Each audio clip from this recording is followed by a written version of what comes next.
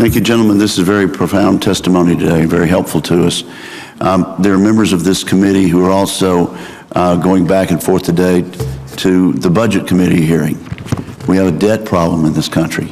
General Mattis spoke about it yesterday with another distinguished panel. No nation in history has maintained its military power if it failed to keep its fiscal house in order. So we're balancing a spending problem we have in the government overall with really, frankly, a lack of funds in the Defense Department that you've talked about today.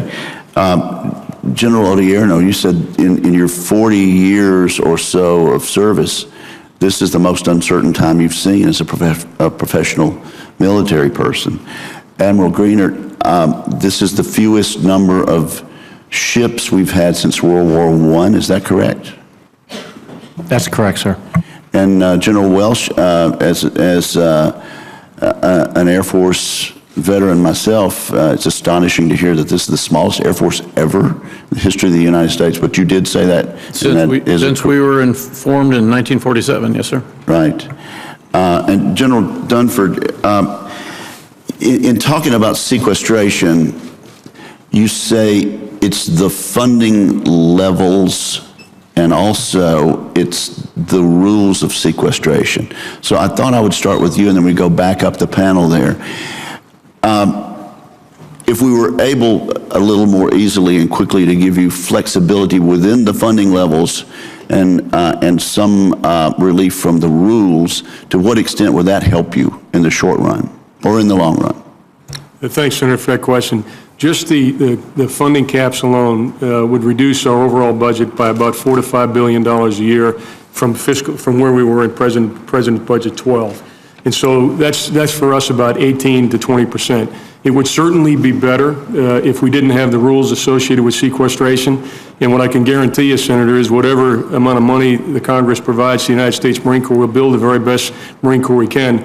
But even at the Budget Control Act levels without sequestration, we will reduce the capacity to the point where we'll be challenged to meet the current strategy. General Welsh, to what extent would flexibility within these very low levels be somewhat of a help? Senator, I think all of us understand that our services in the department has to be part of the debt solution for the nation. We don't live in a mushroom farm and not believe that has to be true. The things that we would need, though, with any kind of reduced levels of funding, as we've been looking at, is stability and predictability in funding over time. And then the ability to make the decisions that will let us shape our services to operate at those funding levels that are less than predicted.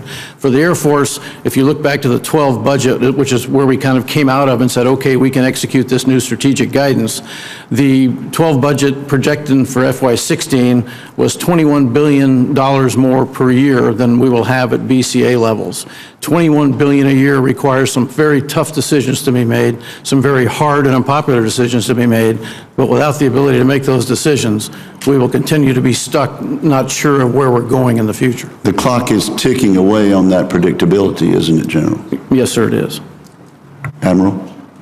My colleagues have spoken to the value, the number, that is the dollar value, but I would say if the verb sequestered, as you know, that's an algorithm, and all accounts get, and we've been through this, they get decremented, and then we spend months reprogramming with your help up here on the Hill, and we lose months. We lose 4, 5, 6 months on a program like, for us, the Ohio Replacement Program, where we don't have time. So shipbuilding gets held up, projects get held up, people aren't hired, and that loses that trust with industry. So precluding getting sequestered is helpful, and continuing resolutions have a similar effect in that we're not doing any new projects, and some of these are pretty critical as we get into the years and need to modernize.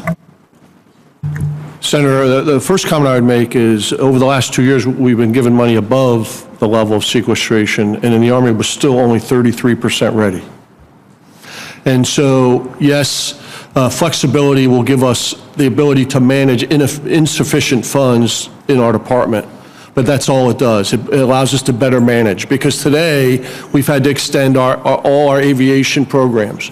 So the cost per every Apache has gone up. The cost for every UH-60 has gone up. The cost for every CH-47 has gone up because we've had to extend the programs longer and longer and longer. So we're paying more money per system. And so we are inefficient even with the less dollars we have, so that even exacerbates the readiness problems even more. So flexibility would help, but it is not going to solve the problem we have, which is a problem of insufficient funds to sustain the right level of readiness. Thank you. And let me just ask briefly, there was a decision we were going to pivot to Asia Pacific.